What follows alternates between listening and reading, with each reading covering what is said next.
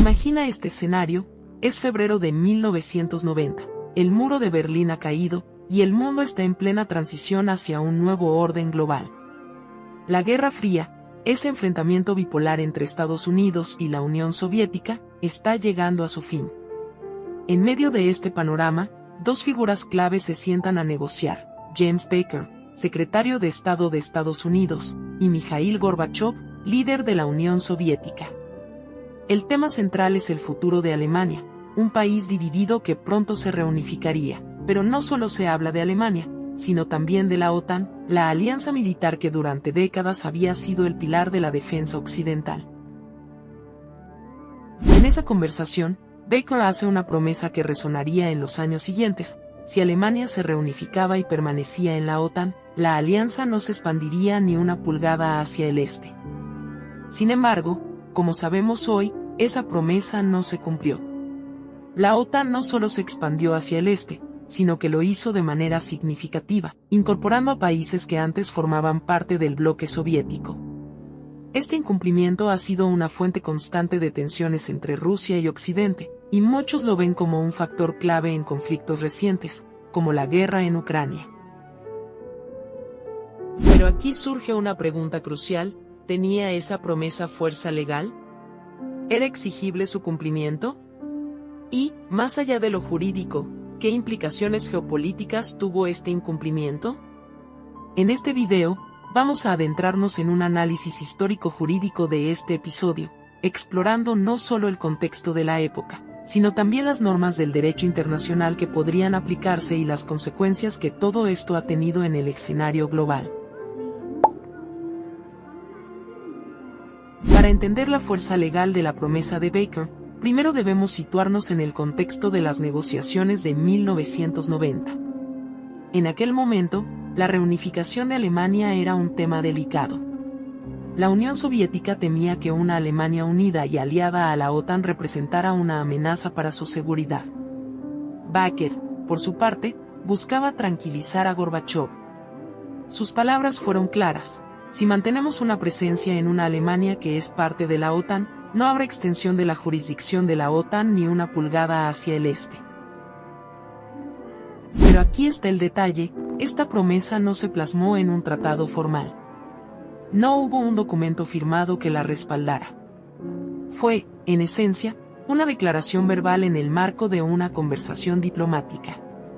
Y esto nos lleva a un debate fundamental en el derecho internacional: ¿hasta qué punto las declaraciones verbales pueden considerarse vinculantes? En el derecho internacional, no todas las promesas tienen el mismo peso. Los tratados y acuerdos formales son, por supuesto, la forma más clara de establecer obligaciones jurídicas. Pero también existe el principio de buena fe, que es un pilar fundamental en las relaciones entre estados. Este principio implica que los países deben actuar de manera honesta y coherente con sus compromisos, incluso si estos no están formalizados en un documento.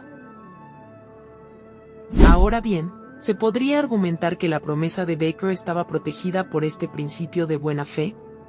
Algunos juristas dirían que sí, especialmente si se demuestra que la otra parte, en este caso la Unión Soviética, confió en esa promesa y actuó en consecuencia. De hecho, Gorbachov y otros líderes soviéticos han afirmado en repetidas ocasiones que tomaron decisiones basándose en la idea de que la OTAN no se expandiría hacia el este. Sin embargo, otros argumentarían que, en ausencia de un acuerdo formal, la promesa de Baker no tenía fuerza jurídica. Según esta visión, las declaraciones verbales, por más importantes que sean, no pueden equipararse a los tratados internacionales, que son los instrumentos que realmente crean obligaciones legales. Pero aquí hay otro factor que no podemos ignorar: la voluntad de los países del este de Europa. Después de la caída de la Unión Soviética, muchas de estas naciones buscaron integrarse en la OTAN como una forma de garantizar su seguridad y consolidar su independencia. Polonia, Hungría, la República Checa y otros países no solo solicitaron su ingreso a la alianza, sino que lo hicieron de manera soberana, ejerciendo su derecho a definir su política exterior. Este punto es crucial porque introduce una tensión entre dos principios del derecho internacional: por un lado, el principio de buena fe, y por otro, el derecho de los estados a decidir libremente sus alianzas y su política de seguridad. ¿Podría Estados Unidos haber impedido la expansión de la OTAN hacia el este sin violar la soberanía de estos países? Es una pregunta compleja, pero lo cierto es que la voluntad de los estados del este jugó un papel clave en la expansión de la alianza. Ahora bien, más allá de los debates jurídicos, está claro que el incumplimiento de la promesa de Veco tuvo profundas implicaciones geopolíticas. Para Rusia, la expansión de la OTAN hacia el este ha sido vista como una traición y una amenaza directa a su seguridad. Este sentimiento de desconfianza ha sido un factor constante en las relaciones entre Rusia y Occidente en las últimas décadas. La guerra en Ucrania, por ejemplo, no puede entenderse sin este contexto. Para Rusia, la posibilidad de que Ucrania se uniera a la OTAN era una línea roja que no estaba dispuesta a aceptar. Y aunque Occidente ha argumentado que cada país tiene derecho a elegir sus alianzas, para Rusia esto era una repetición de lo que ya había ocurrido con otros países del este. En resumen, el caso de la promesa incumplida de la OTAN nos deja varias lecciones. Por un lado, nos muestra la importancia de formalizar los compromisos internacionales, especialmente en temas tan sensibles como la seguridad. Las declaraciones verbales, por más bien intencionadas que sean, no siempre son suficientes para garantizar la confianza entre las naciones. Por otro lado, este episodio nos recuerda que el derecho internacional no opera en un vacío. Está profundamente entrelazado con la geopolítica y con los intereses de los estados. La expansión de la OTAN puede ser vista como un incumplimiento de una promesa, pero también como el resultado de las aspiraciones soberanas de los países del este.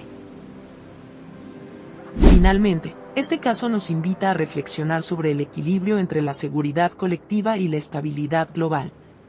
En un mundo cada vez más multipolar, encontrar ese equilibrio sigue siendo uno de los mayores desafíos de nuestra era.